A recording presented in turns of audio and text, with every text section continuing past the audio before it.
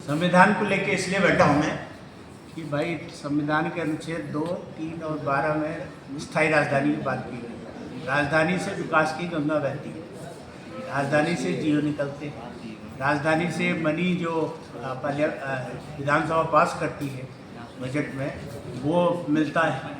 तो राजधानी अगर सेंट्रल प्लेस में होगी तो पहाड़ का विकास होगा। इसलिए संविधान की बात लेके बैठा हूँ मैं कि 25 सालों से हमारी कोई राजधानी नहीं है भाई।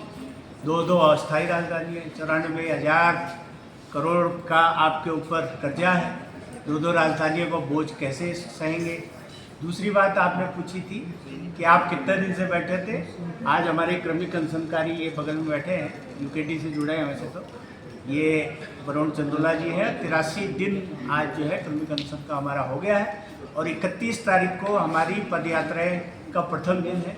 31 को हमारी जो पदयात्रा होगी वो परेड ग्राउंड से शुरू होके और नाला पानी चौक, फिर धरना स्थल, फिर वहाँ से जो कैनाल रोड है, फिर राजपुर रोड वहाँ जाएगी और उसके बाद हम लोग वापस इंद्रमणि बडोनी जी की जो प्रतिमा है, स्थल है जहाँ पे घंटाघर के बगल में, वहाँ पे ख़त्म करेंगे।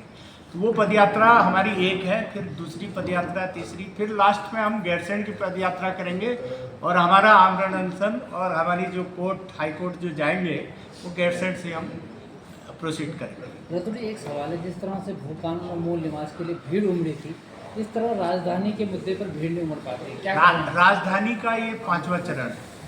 दूसरा जो है, जो हमारे आंदोलनकारी हैं उनको भी बांट दिया गया।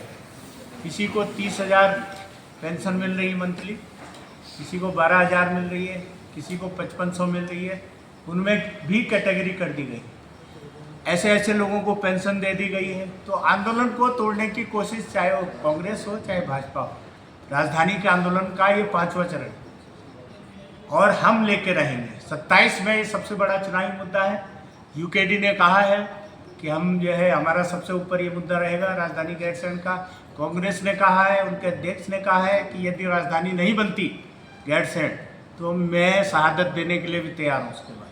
तो केवल भारतीय जनता पार्टी, चाहे रोड शो कर रहे हों, चाहे उनके राष्ट्रीय अध्यक्ष हों, चाहे हमारे सांसद जो श्रीमान बलूनी जी हैं, उनसे हम दिल्ली में उनके राष्ट्रीय कार्यालय में मिलने गए।